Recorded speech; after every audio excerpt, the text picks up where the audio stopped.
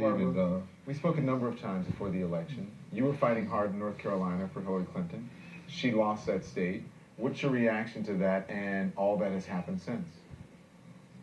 well, certainly I think that we have to be terribly disappointed in the way in which this election has gone forth. We cannot play or dismiss the level of racism and racial hatred that Donald Trump touched, the wound that he opened up.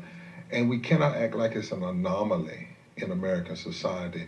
I've spent some time the past few days reading about Rutherford B. Hayes, who lost the popular vote, but was given the Electoral College in 1877 if he would agree to roll back and be a part of rolling back the forward progress of African Americans. And by 1883, you had the end of the Civil Rights Act that had been passed in 1875. Same thing with Richard Nixon.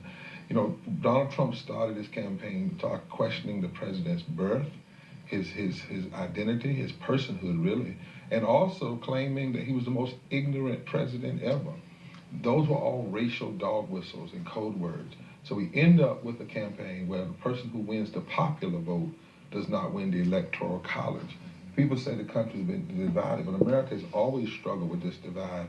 And you got this hyper racism, hyper racist sensitivity that President Obama's election meant for a lot of people. I've often thought, Don, what is it that President Obama do? I hear people saying things are so bad. He brought 14 million jobs back. He tried to give poor people, mostly white, health care. He wanted to raise the living wage. He's tried to be respectful. He's tried. Well, what is it that's so bad? What is it is for some is that his election represented an inversion of a white hierarchy that some people cannot get over, and Trump played into that.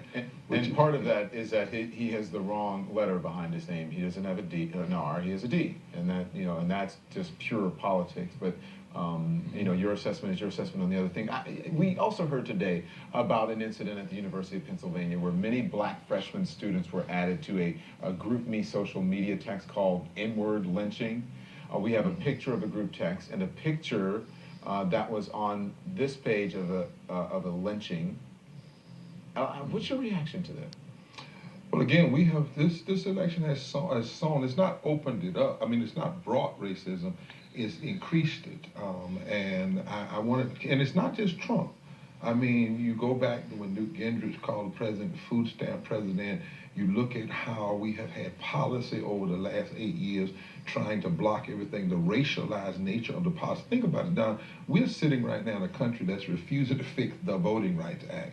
You know, that in itself should tell us where we are in terms of our racial attitudes. And you had the same thing happen at Duke before the election. You've had a school where students were hollering, build a wall, build a wall. You know, this othering, this blaming people, taking people's fears, taking their racial fears and their economic fears, and then offering them fear, not answers, just offering them fear of the other. Fear of this one is dangerous. And what you see then is you get the outpouring of the kinds of things you're seeing at this university in Pennsylvania and other places. It is and it will not be stopped by Trump just doing one speech. I have to say this because we don't know who is behind this, but the understanding at this point is that it was a group who was created somewhere in Oklahoma. And that's according to Philadelphia Inquirer. Two students associated with the GroupMe account have Facebook pages indicating one is a student at the University of Oklahoma while the other is enrolled at Oklahoma State University. So, we don't know very much about it, but the students interviewed at UPenn said that they feel that it's related to the election and they're very concerned about it. So he, in the last days, Donald Trump has said he wants to work with all Americans. He has been somewhat, his tone has been, he's toned it down. Do you support him now? Do you want him to succeed? Well, you always want a president to see. Somebody asked me, could you congratulate him? I said, as a pastor, and I'm only talking now as a pastor and from a faith perspective, prophets didn't go around congratulating kings, they counseled them. And they always counseled them to do justice, to love mercy, to take care of the least of these. So I would counsel him. Not on this back off the rhetoric, because tone is not the issue. You can be quiet like Paul Ryan and still support policies that have great racial overtone. The issue is when he gets into office, is he going to take health care from 20 million people and 3 million African Americans? Is he going to go back into the economic policies that brought us the Great Recession and harmed African Americans and poor whites? Is he going to continue to say that our elections are rigged and not fix the Voting Rights Act?